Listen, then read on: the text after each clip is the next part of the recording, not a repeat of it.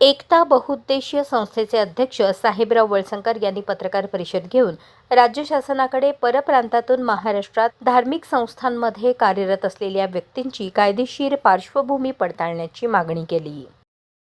एकता बहुउद्देशीय संस्थेचा उपाध्यक्ष आहे.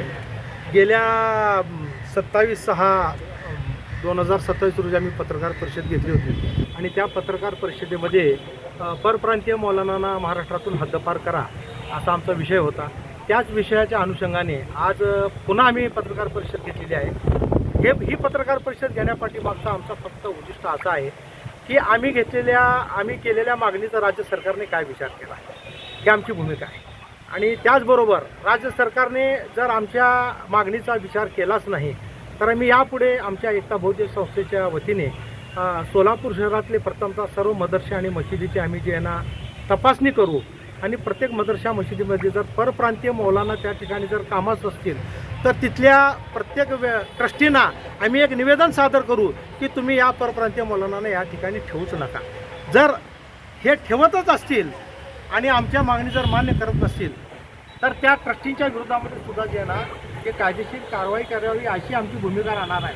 याकरता जे की आम्ही आज पुन्हा एकता बहुउद्देशीय संस्थेच्या वतीने पत्रकार परिषद घेतलेली आहे. आणि दुसरा एक मुद्दा आमचा असा आहे की आम्ही केलेली मागणी ही इस्लाम धर्माच्या नियमात किंवा भारतीय संविधानाच्या नियमामध्ये हे बसत नाही म्हणून काही लोकांची अशी समज झालेली आहे. परंतु माझ्याकडे ही संविधानाची प्रत आहे. यामध्ये कलम 51A मध्ये 6वा मुद्दा आहे की स्त्रियांच्या सन्मानाला बाधा आणणाऱ्या प्रथाचा त्याग करणे असं या संविधानामध्ये कळवलेलं आहे. देशात कुठेही राहण्याचा व व्यवसाय करण्याचा अधिकार असला म्हणून काय झालं, कसंही वागण्याचा अधिकार संविधानाने दिलेला नाही हे या ठिकाणी विचार करण्याजोगा आहे.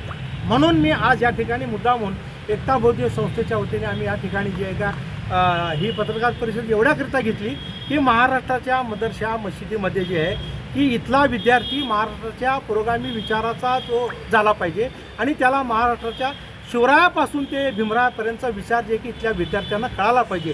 परप्रांतीयांना हे विचार ज्यांना कळत नाही, त्यांना छत्रपती शिवाजी महाराजांचा इतिहास त्यांना माहीत नाही आहे. डॉक्टर बाबासाहेब आंबेडकरांच्या विषयी थोडीशी माहिती त्यांना कळल, परंतु छत्रपती शिवाजी महाराजांचा इतिहास ते सांगू शकणार नाहीत. म्हणून आमची ही एक ताठ भूमिका आहे की महाराष्ट्राचा मराठी मुसलमान या ठिकाणी महाराष्ट्र राज्यामध्ये मरू पडू लागलेला आहे. समाजाची अत्यंत अतोनात जे की हाल होत आहेत. महाराष्ट्राच्या विधानसभामध्ये तुम्ही पहा, आज फक्त हसन मुश्रीफ हे मराठी मुसलमान आमदार वगळता बाकीचे जे आमदार आहेत ते कुठले आहेत, ते परप्रांतीय आहेत. सगळे परप्रांतीयांशी आमचं काय देणं घेणं आणि परप्रांतीयांना महाराष्ट्राचा पुरोगामी विचार वारसा काय कळणार आहे अशी आमची भूमिका आहे. यापुढे प्रश्न असं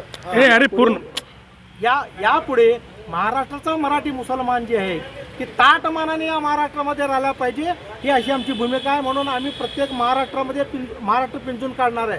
तुम्ही अभिव्यक्ती चॅनलवर पहा. अभिव्यक्ती चॅनलमध्ये सुद्धा तिथल्या संपादकांनी जे अरबाज शेख यांची जी मुलाखत घेतली आहे ते मुलाखत आमच्या या मुद्द्याला धरून जे आहे की मुलाखत आहे. आणि महाराष्ट्रामध्ये आल्यामुळे इथल्या स्थानिक मौलानावर अन्याय आहे. एक प्रकारचा स्थानिक मौलानाला कामच मिळत नाही हो. प्रत्येक मदरसा मशिदीमध्ये जे आहे ना सगळं परप्रांतीयाचंच राज्य झालेलं आहे. आणि हे परप्रांतीय काय करू लागलेत तर फक्त भोंदूबाबागिरी आणि अंधश्रद्धा समाजाला फक्त हेच कळवू लागलेत. याच्याशिवाय त्यांनी पैगंबरांचा इतिहास त्यांनी काय कळवलेला आहे, पैगंबरांचा जर त्यांनी विचार जर या समाजाला कळवला असता तर ते स्वतः अशा पद्धतीने वागले नसते. त्यांनी मुलींचा लैंगिक अत्याचार किंवा मुलींचा लैंगिक छळ त्यांनी केला नसता. असे अनेक प्रकार जे की या राज्यामध्ये घडलेले आहेत. मागच्या 5-6 वर्षाखाली एक मौलवी परप्रांतीय या एका मशिदीमध्ये कामास होता. तो मर्डरचा आरोपी होता. त्या सोलापूरच्या स्थानिक पोलिसांनी धरून जे उत्तर प्रदेशला परत पाठवलं आहे. मग बोललं जातं की बाबा मदरशामध्ये आरोपीला, गुन्हेगारीला आणि देशद्रोही कृत्य करणाऱ्या मौलवीला देखील स्थान दिलं जातं आणि त्याला आश्रय दिला जातो. स्थान दिलं जातं असं म्हणणं माझं म्हणणं नाही. त्यांचं नॉन क्रिमिनल जे नाही त्यांचं सर्टिफिकेट तपासायला पाहिजे. ज्या त्या स्थानिक ट्रस्टीने जे ना ते त्यांचं नॉन क्रिमिनल सर्टिफिकेट तपासूनच जे ना त्यांना कामाला ठेवायचं का नाही हे विचार करायला पाहिजे ना. हे विचार परप्रांतीय मौलवीकडून जिहादी वृत्तीचे मुलं घडवले जात आहेत असाही आरोप केला जातो. नाही ते जिहाद वगैरे हा लव जिहाद किंवा जिहाद या प्रकरणावर आम्हाला काही सुद्धा बोलायचं नाही आहे. कारण ते असे प्रकार त्या ठिकाणी घडतायत नाही घडत आम्हाला माहीत नाही. परंतु मुळात जे प्रकार घडू लागलेत विद्यार्थ्यावर संस्कार घडवण्यापेक्षा विद्यार्थ्यांना जे आहे ना वेगळ्या मार्गावर म्हणजे वाईट मार्गावर वळण देण्याचा प्रकार सुरू आहे. म्हणून आमची जी आहे ना एक मनापासून साध आहे, भावना आहे की मदरसा मशीद हे मुस्लिम धर्माचे जे आहेत ना ते आदराचे स्थान आहे. या ठिकाणी चांगले कार्य घडले पाहिजे आणि तो महाराष्ट्राचा मौलवीच करू शकतो, परप्रांतीय करू शकत नाही, अशी आमची भूमिका आहे.